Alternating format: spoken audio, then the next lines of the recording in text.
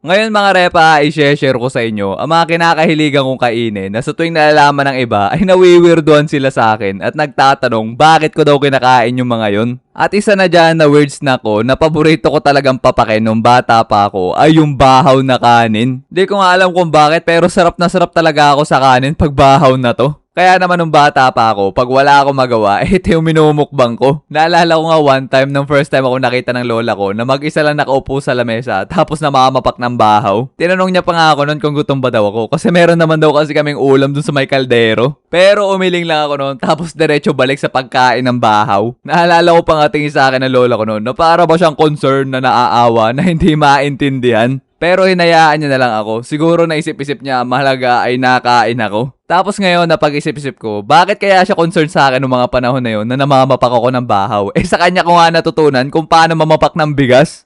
Eto naman sunod na paborito kong kainin nung bata pa ako ay hindi ko siya makonsider na weird snack. Naisip ko lang isama dito sa kwento na to sa inyo mga repa kasi lagi akong sinasabihan ng mga klase ko dati na ang weird ko daw kasi bakit ko daw kinakain yun. At eto siya mga repa, hindi ko nga alam kung anong tawag dito basta nasasarapan ako dito. May isang tendera kasi sa labas ng school namin na eto lang talaga yung tinda niya. At itong mga to ay nakalagay lahat sa bayong niya. At nilalako niya to sa aming mga estudyante sa tuwing recess at tanghalian. At sa halagang piso ay meron ka ng isang balot na ito. Ang tawag ko nga dito ay ostya kasi mukha siyang ostya pero kulay brown lang. Tapos ang lasa niya ay para siyang palok. Masim-masim siya ng konti Hindi ko nga alam kung bakit pero meron nakakalat na sabi-sabi na wag daw bibili ng mga paninda ng tendera na yun. Yung mga sabi-sabi ay hindi daw alam kung saan nanggaling yung mga paninda niya. Na-expired na daw to kaya binebenta ng mura. Mananakit daw yung tiyan namin, magkakaroon ng bulate at kung ano-ano pa. Pero kahit ganun yung sinasabi nila sa akin, tuloy pa rin ako sa pagbili at kinakain ko pa sa harapan nila. Kasi sa tingin ko talaga ang pinakadahilan kung bakit nila ayaw kainin to. Kasi meron dun nakasulat na made in China. Nung mga panahon pa naman na yun, nung bata pa ako, ang ibig sabihin ng made in China ay hindi maganda ang quality.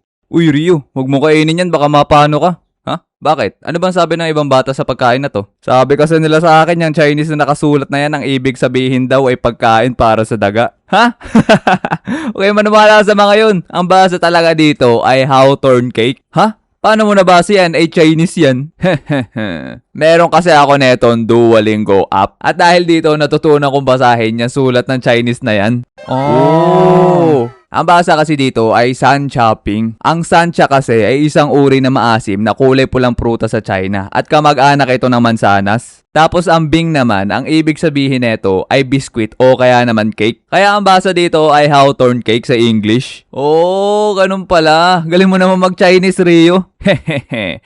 Basic. Ako din. Gusto ko din matuto mag-Chinese. Pero hindi lang Chinese ang pwede mong matutunan dito sa Duolingo, my friend. Marami pang iba, katulad ng English. Hello, everyone. O kaya naman Japanese. Yokoso. Watashi no Sou Society. Pwede din Spanish. Buenos dias de Almoranas. Chinese. 张牙舞爪，健身操。 O kaya naman French. Madame, Monsieur, the spike. At madami pang iba pang language at naandito sa Duolingo para tulungan ka matutunan ng mga ito. Wow, ang galing. Mag-aaral pala ako dyan kung paano magsalita ng Japanese para di ko na kailangan magbasa ng subtitles pag manonood ako ng anime. Sa English subject nga, bagsak ka. Paano pa kaya dyan sa Japanese? I can't, bro.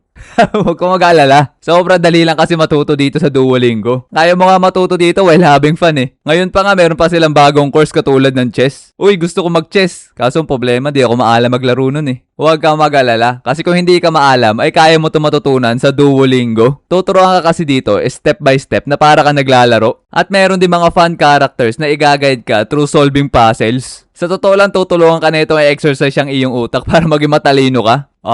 Mukhang magiging chess master agad ako dyan Oo naman. At meron din ditong PvP mode kung saan pwede ka makipaglaban sa iba pang player at para matest ang iyong skills. Pero sa ngayon, mas batak pa ako kaysa sa'yo. Kaya add mo na ako as a friend. Para pag nakapag-practice ka na at batak ka na din, ay tayo maglalaro. At hindi lang chess meron din silang math at music. Kaya kung ako sa inyo, dapat meron na rin akong Duolingo para matuto tayo at maglaro ng sabay. At ang link ay naandyan lang sa description box below. Kaya kunin nyo na yan mga repa. Ang gagawin nyo lang ay magsa-sign up kayo at mag-create ng inyong sariling profile. At pagkatapos noon ay pwede mo na maklaim ang iyong 14 days free trial of Super Duolingo. Sunod naman na weird snack ko ay yung hindi templado na kape. Yung powder pa lang. Kape? As in yung puro. Joke lang, syempre naman. Hindi pa ako ganun kabangaw para mamapak ng purong kape. Eto talaga yung hili kong papakin dati, yung kope ko brown. Uy, baka naman. Eto talaga legit na adik ako papakin dati kasi sarap na sarap ako sa lasa nito, mga friend. Yung lasa niya kasi ay mapait na matamis ba. Medyo nakakauhaw lang ng konti papakin to, pero lagi naman ako may panulak na tubig pag makakain ako nito. Naalala ko nga nung bumili ako ng kape na to sa tindahan at hindi makapaniwala yung tindera nung nakita niya ako na biglang pinapak yung kope ko brown. At nung sinabi ko na nasasarapan akong papakin to kaysa timplahin, yung sabi ba naman sa akin ay itratry din daw niya. Tapos kinabukasan, tawan-tawa siya na nagkwekwento sa akin kasi nasarapan daw siya at 2 pack daw yung nakain niya. Buti pa tong si ate girl gets kung bakit ako nasasarapan mamapak na itong kope ko brown. Di katulad na itong mga tropa ko na to, ang tingin nila sa akin ay nasisiraan na ng bait kasi namamapak daw ako ng kape. Nainom din naman ako ng tubig pagkatapos ko papakin tong kape na to di matitimpla din sila dito sa loob ng tiyan ko. Mindset ba? Mindset. Pag kumakain ka ba ng lemon square cheesecake, ay tinatapon mo ba yung papel na lagayan nito? No!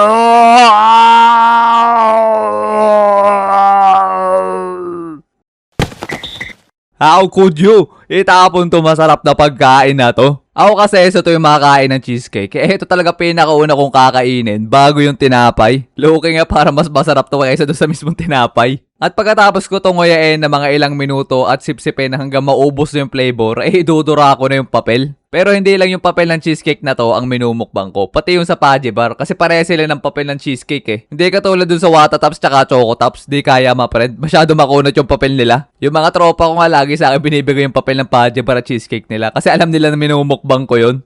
Thank you. Eto naman mga susunod na weird snack na i-share ko sa inyo ay mahilig ko tong kainin nung bata pa ako kasama mga tropa ko. Isa na dyan ay yung bulaklak ng santan. Hindi yung mismong bulaklak ng santan yung kinakain namin kundi yung nectar nito. Paborito namin to dating sipsipin ng mga kalaro ko dati kasi ang tamis ng nectar neto mga friend. Ginagawa ko lang to pag yung kasama ko sila habang nakatambay kami at nagkwekwentuhan. Kasi kapag ako lang mag-isa ay nakakabagot kasi ang hirap kunin ng nectar neto. Kasi para makuha mo to, ay kailangan mo pang hilahin yung manipis na parang string sa gitna ng santan para makuha mo yung nectar neto. Minsan nga pahirapan pa ako mahawakan yung manipis na string na yun na nasa gitna ng santan. Tapos minsan napuputol pa. Kaya sa tuwing kasama ko lang mga kaibigan ko at nakatambay kami, ginagawa to. Kasi hindi kaya ng patience ko pag ako lang mag-isa. At ang sunod naman na weird snack ko dati ay itong parang na to yung buto na ito. Hindi ko alam kung saan puno galing to o anong itsura ng bunga na ito. Basta nakikita ko lang to pag gantong buto na lang siya at tuyo na. Tawag namin dito ay talisay at kinakain namin yung nasa loob nito na parang pili nuts. Gagawin namin ng mga kaibigan ko dati ay didikdikin namin to gamit bato hanggang makuha namin yung nasa gitna. At ang sarap ng lasa neto kasi parang mani. Gagawin nga namin dati ay maghahanap kami ng madami neto kaya mapunta kami sa tabing dagat para maghanap-hanap neto. Tapos yung mga nakulimbat namin na laman ay ilalagay namin lahat yan sa garapon tapos yun ay mumukbangin namin. Nung nalaman nga ng lola ko na nakain ako neto ay ang galit niya sa akin kasi baka lason daw yun. Pero buhay pa naman ako hanggang ngayon kaya sa tingin ko hindi naman lason yun.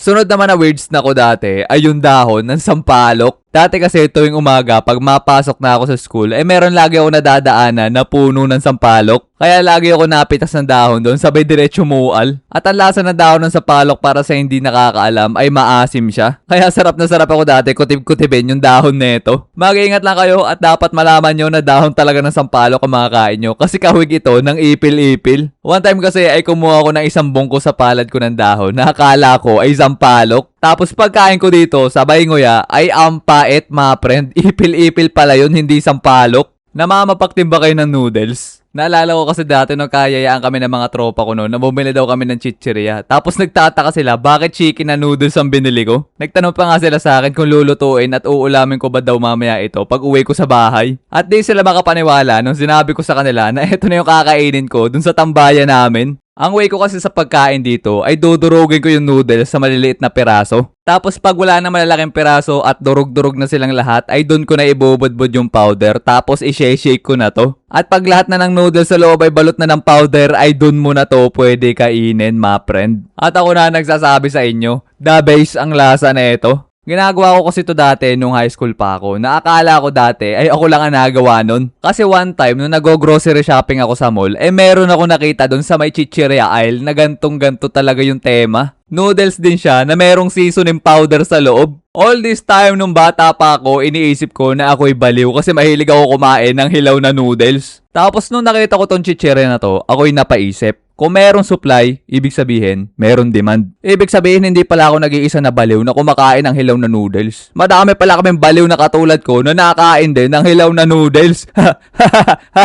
So yun muna mga repa, sana nagustuhan nyo ang mga kwento ko sa inyo ngayon. Kayo, meron din ba kayong mga weird snack na pag nalaman ng iba na kinakain nyo to ay iisipin nila nasisiraan na kayo ng bait? Aba, share nyo naman yan dyan sa baba mga repa para mabasa ko. Pero bago ang lahat ay huwag nyo muna kakalimutan na mag-like and subscribe. At pindutin nyo na din yung bell notification na yan para updated kayo sa ating mga padating pang animation. So yun muna mga erp, sana nagustuhan nyo ang mga kwento ko sa inyo ngayon. At kita-kits na lang ulit sa ating next video.